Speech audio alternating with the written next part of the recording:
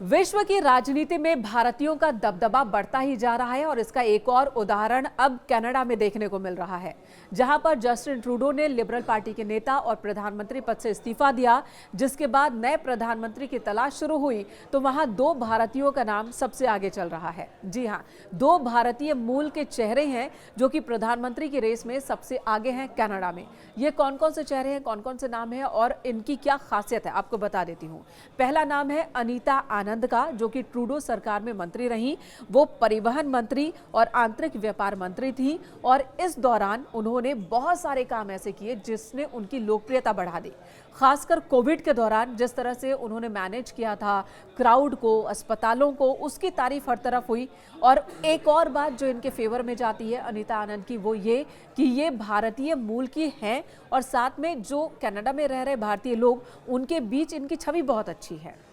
बहुत तेज तर्रार पॉलिटिशियन मानी जाती हैं और भारत से इनके संबंधों की अगर बात की जाए तो पंजाब और तमिलनाडु दोनों से ही इनका संबंध बताया जाता है और भारतीय मूल के लोगों के बीच इनकी छवि बेहतर होने का फायदा कनाडा की भावी सरकार को मिल सकता है, क्योंकि ट्रूडो सरकार में खासकर प्रधानमंत्री जस्टिन ट्रूडो ने भारत के विरोध में जिस तरह से हद को पार कर दिया था, उसने बहुत नुकसान पहुंचाया भारत और कनाडा के बीच के द्विपक्षीय संबंध को।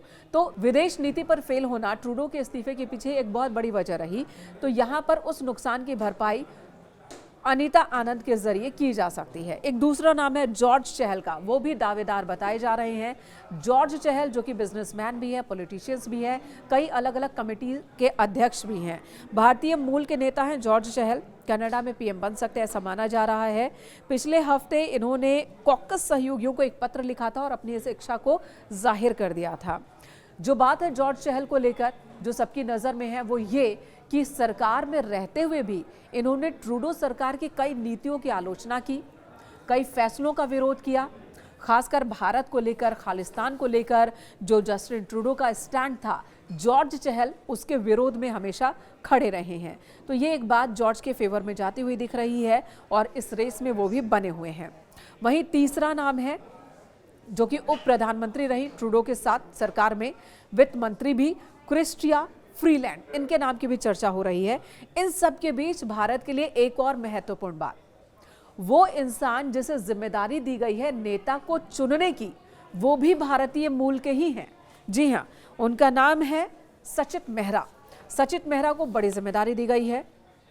पीएम चुने जाने तक ट्रूडो अभी कार्यवाहक प्रधानमंत्री रहेंगे। लिबरल पार्टी का नेता चुनने की जिम्मेदारी सचित मेहरा को दी गई है। सचित मेहरा फिलहाल लिबरल पार्टी के प्रेसिडेंट हैं। इनके पिता की अगर बात की जाए, वो दिल्ली में रहते थे। 1960 के दशक में वो कनाडा शिफ्ट हो गए, वहां पर उन्होंने अपना बिजनेस डाला और इस वक्त सचित मेहरा अपने पुश्तैनी बिजनेस को भी संभाल रहे हैं। यानी कि मूल रूप से भारतीय हैं लेकिन कनाडा में एक बिजनेसमैन है, लिबरल पार्टी के प्रेसिडेंट हैं और कई अलग अलग समितियों के अध्यक्ष हैं। और सबसे ज़्यादा इनके बात जो इनके बारे में कहा जाता है कि वो कमेटी के निर्माण में हमेशा ही सक्रिय रहते हैं।